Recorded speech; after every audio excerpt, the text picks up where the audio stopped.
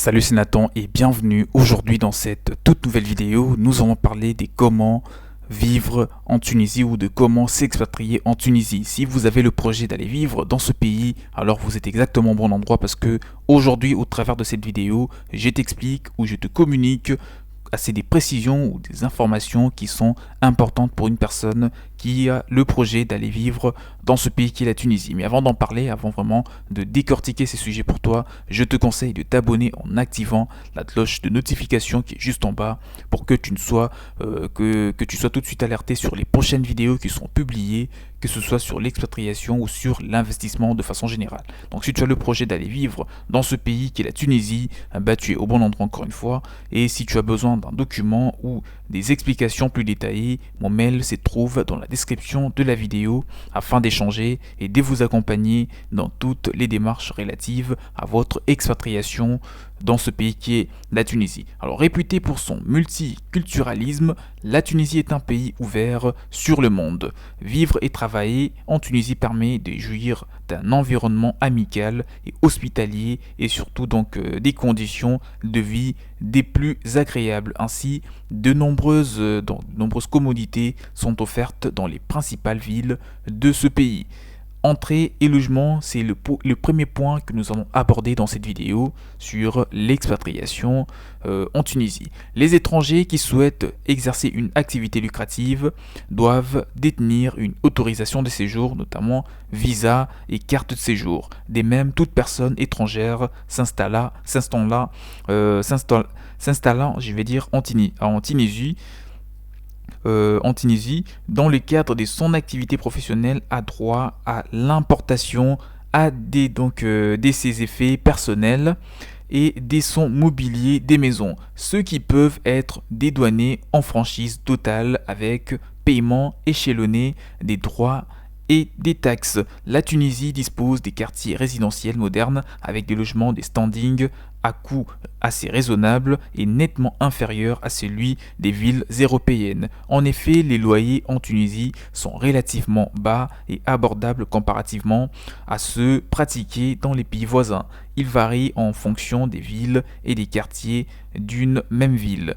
Donc si une fois que tu auras abouti en tout cas aux démarches pour que tu puisses entrer dans le pays, bah, il faudra évidemment trouver un logement. Donc tu l'as su, le coût de la vie déjà est très bas, donc comparé à la France et à d'autres pays européens ou même africains, tu auras beaucoup moins d'argent à dépenser pour que tu puisses confortablement vivre en Tunisie. Donc comme je l'ai dit, selon une étude réalisée par les cabinets spécialisés dans tout ce qui est étude de la vie de pays, qui a publié d'ailleurs deuxième semestre il y a quelques années, le loyer en Tunisie est au creux de la vague et aux alentours des 17 dinars par mètre carré. Il demeure les plus bas de la région africaine, donc Afrique du Nord, Moyen-Orient. Emploi et scolarisation, si tu as l'objectif d'aller vivre en Tunisie avec toute ta famille, il faut que tu saches que dans ce pays, le marché du travail est régi par un code du travail qui garantit aux travailleurs étrangers et nationaux les mêmes droits, notamment en termes des rémunérations, de protection contre la discrimination, des préventions contre les accidents de travail, ainsi qu'en termes de formation professionnelle.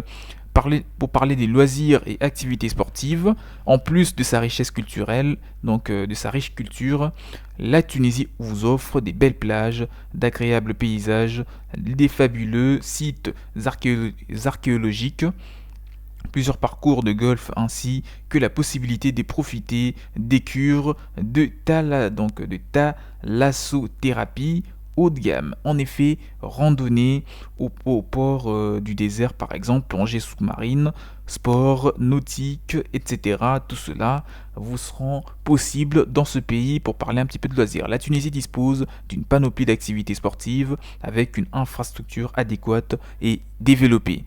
En effet, ce pays a connu durant les 2 dernières décennies, un formidable essor des infrastructures sportives, les salles couvertes des sons, ces sons multipliés et le complexe sportif y foisonne, permettant de disposer bien entendu d'excellentes conditions de sportivité.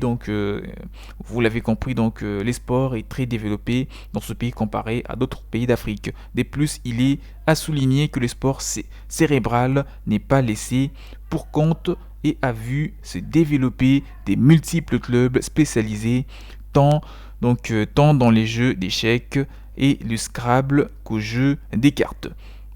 On arrive tout doucement vers la fin de la vidéo parce que cette vidéo ne sera pas assez longue comparée à celles qui sont d'habitude postées sur cette chaîne. Pour parler de la santé, parce qu'il est important de parler, de préciser quelques points sur la santé, parce qu'une fois que vous allez vous expatrier dans un pays, forcément, il faudra que vous ayez une idée sur les systèmes qui est mis en place pour la santé. Pour votre santé, justement, la Tunisie vous offre des prestations médicales des hauts niveaux avec un réseau de cliniques modernes, spécialisées et bien équipées, offrant des soins variés et où de plus en plus de patients étrangers viennent pour se soigner, preuve de la solidité du secteur. En effet, le secteur de la santé tunisien a toujours occupé une place privilégiée dans la politique économique et sociale. La part de la santé représente environ 8% du budget global et 2% du produit intérieur brut, donc du PIB du pays. Les infrastructures publiques tunisiennes comptent 29 centres hospitalo-universitaires, donc les CHU, et 109 hôpitaux locaux et 33 hôpitaux régionaux. Depuis quelques années, les pays notent également une présence de plus en plus marquée du secteur privé, je signale. Celui-ci s'est construit, ces structures, bien entendu, autour de 75 cliniques mono ou multidisciplinaires et 1808 cabinets dentaires, 5450 cabinets médicaux, 107 cabinets de radiologie, 220 laboratoires d'analyse et 100 centres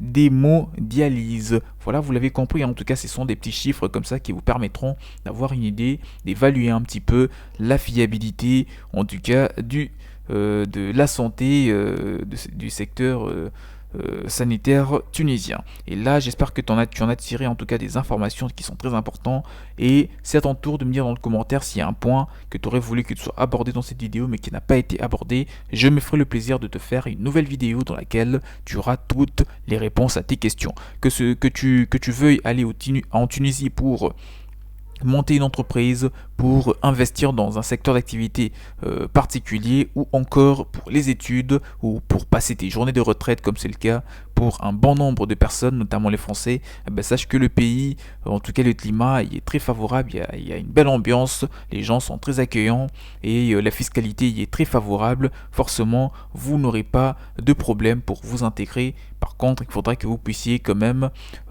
apprendre quelques mots. Voilà, si vous parlez français, il faudra que vous puissiez apprendre quelques mots d'arabe pour que vous n'ayez pas de problème une fois arrivé sur place et que votre intégration se fasse vraiment de manière douce et surtout rapide. En tout cas, c'est la fin de cette vidéo. Abonnez-vous en activant la cloche de notification pour ne rien rater sur les prochaines vidéos, et contactez-moi pour toutes ces personnes qui ont besoin des informations, des supports, des documents qui leur permettront d'en savoir bien plus sur l'expatriation au Sénégal, en Tunisie je veux dire, parce que récemment d'ailleurs j'ai publié une vidéo sur comment s'expatrier au Sénégal. Tu peux le consulter sur la chaîne car c'est la vidéo vient d'être postée il y a quelques jours seulement. Et voilà, j'ai fait une série de vidéos sur plusieurs pays, sur énormément de pays, que ce soit des pays d'Afrique ou encore des pays d'Europe. J'ai publié une bonne cinquantaine des pays qui te permettront d'être vraiment, d'avoir tout ce qu'il te faut pour réussir dans l'entrepreneuriat, dans d'autres secteurs d'activité, et dépasser vraiment une expérience d'expatriation inoubliable. On se retrouve très prochainement pour une nouvelle vidéo. Portez-vous bien. Ciao ciao.